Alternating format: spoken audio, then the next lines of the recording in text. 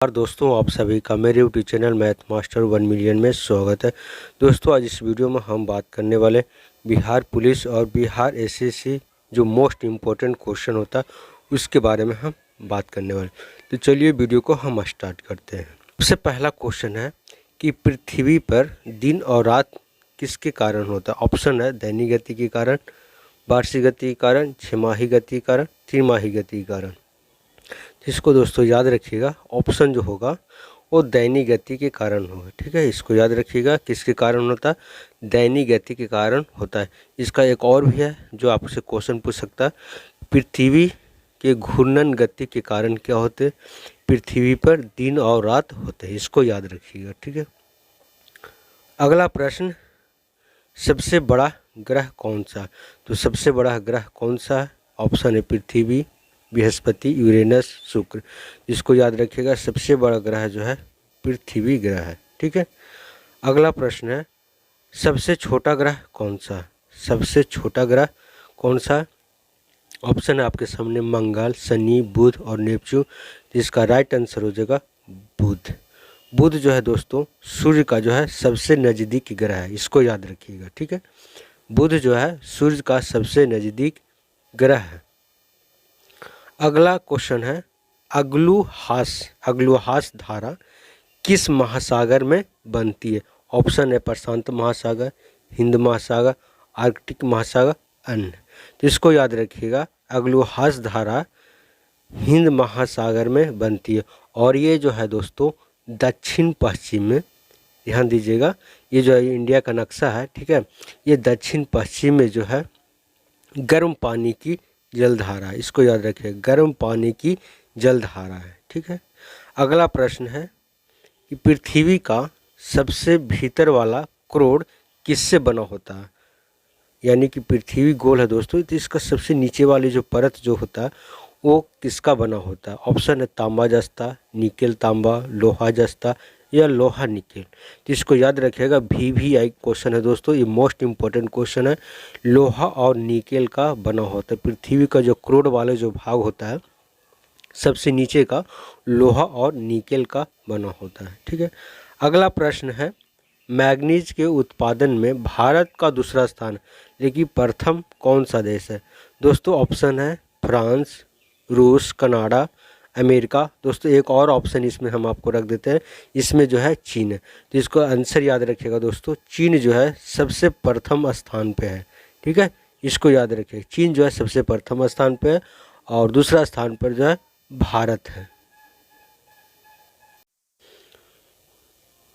दोस्तों अगला प्रश्न है कि निम्नलिखित में कौन सा देश कोयले का सबसे बड़ा उत्पादक है। ऑप्शन है आपके पास ब्राज़ील, भारत, अमेरिका और चीन। तो इसकी याद रखिएगा दोस्तों कि सबसे बड़ा कोयले का उत्पादक जो है चीन है, यानी कि ऑप्शन नंबर डी। दूसरा स्थान पर भारत है। इसको याद रखिएगा, मोस्ट इम्पोर्टेंट क्वेश्चन है। अगला प्रश्न है, इनमें से किसको जापान का मैनचेस्टर कहा जाता है।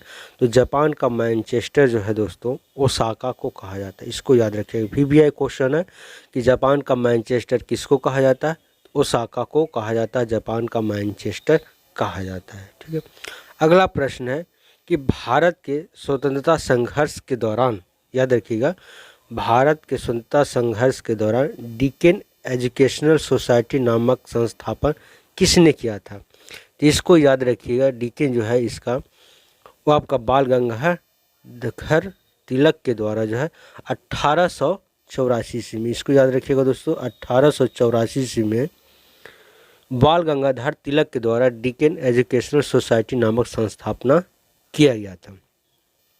अगला प्रश्न है कि 1857 के गद्दर के समय जो विद्रोह हुआ था उसमें भारत का गवर्नर जनरल कौन था। ऑप्शन है Lord Canning, Neil Armstrong, John Mathai और अन्य। तो इसको याद रखिएगा दोस्तों, लॉर्ड कैनिंग था। यानी जो आज़ादी के लिए जो है दोस्तों विद्रोह का जो समय था आपका, याद रखिएगा 10 मई। ठीक है, 10 मई 1857 ईस्वी को जो है ये विद्रोह किया गया था लॉर्ड कैनिंग के समय। ठीक है, इसको याद रखिएगा, और मेरठ के एक सिपाही के द्वारा इसको विद्रोह किया गया था, वो भी था आपका मंगल पांडे के द्वारा इसका विद्रोह किया गया था। अगला प्रश्न है कि कि भारत भारतीयों के लिए है नारा किस संस्था ने दिया था? ऑप्शन है अशासकीय संस्था, आर्य समाज ने, ब्रह्म समाज ने, और ऑप्शन नंबर डी है अन। तो इसको आप बता सकते हैं दोस्तों कि ऑप्शन नंबर जो है बी हो जाएगा, आर्य समाज। आर्य समाज का जो संस्थापक थे वो स्वामी दयानंद सरस्वती थे, और इसका जो भारत भारतीयों के लिए नारा जो दिया गया था 1876 ईस्वी में दिया गया था। इसको याद रखिए, कब दिया गया था? 1876 ईस्वी में स्वामी दयानंद सरस्वती के द्वारा आर्य समाज में दिया गया था। ठीक है, अगला प्रश्न है विंध्याचल और सतपुड़ा पहाड़ियों के बीच से होकर बहने वाली नदी कौन सा? आपका ऑप्शन है नर्मदा, सिंधु नदी, कोसी नदी, गोदावरी नदी। तो इसको राइट आंसर हो जाएगा दोस्तों नर्मदा नदी। नर्मदा नदी जो है विंध्याचल और सतपुड़ा के बीच में बहने वाली नदी है। सिंधु नदी पाकिस्तान में है दोस्तों। कोसी नदी जो है बिहार में बहने वाली नदी है। ठीक है, अगला प्रश्न है दोस्तों कि इन्वेस्टर प्रोटेक्शन फंड किस संस्था ने स्थापित किया गया था? ऑप्शन है पूंजी मुद्दों ने, डीएलएफ ने, सेबी ने या अन्य ने। तो इसको याद रखिएगा, ऑप्शन नंबर जो है सी हो जाएगा। ठीक है, इसको याद रखिएगा, ऑप्शन नंबर क्या हो जाएगा? सी। इन्वेस्टर प्रोटेक्शन फंड की स्थापना जो है सेबी ने किया था। मोस्ट इम्पोर्टेंट क्वेश्चन है। अगला प्रश्न है दोस्तों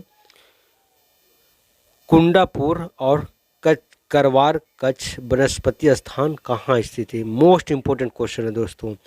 ऑप्शन नंबर है केरल राज्य में, कर्नाटक में, तमिलनाडु राज्य में या त्रिपुरा राज्य में। इसको आप बताइए दोस्तों। इसका सही उत्तर हो जाएगा दोस्तों कर्नाटक राज्य में ये स्थित है। कुंडापुर और करवार कच्छ जो है इसको याद रखिएगा कर्नाटक राज्य में स्थित है। ठीक है, अगला प्रश्न है दोस्तों भारत का प्रथम बहुउद्देशीय परियोजना किस नदी पर बनाया गया? भारत का प्रथम बहुउद्देशीय परियोजना किस नदी पर बनाया गया था? ऑप्शन नंबर है कावेरी नदी, गंडक नदी, दामोदर नदी और यमुना नदी। तो इसका राइट आंसर हो जाएगा दोस्तों दामोदर नदी पर बनाया गया था भारत का प्रथम बहुउद्देशीय परियोजना। इसका जो है दोस्तों यह जो है झारखंड में स्थित है। इसको याद रखिएगा, झारखंड में स्थित है। और ये 7 जुलाई, ठीक है, 7 जुलाई 1948 को जो है इसका स्थापना किया गया था। दामोदर नदी पर बहुउद्देशीय परियोजना स्थापना किया गया था। तो दोस्तों मैंने आपको इस वीडियो में जो है 15 जो है टॉप मोस्ट क्वेश्चन जो है मैंने आपको प्रोवाइड कराया।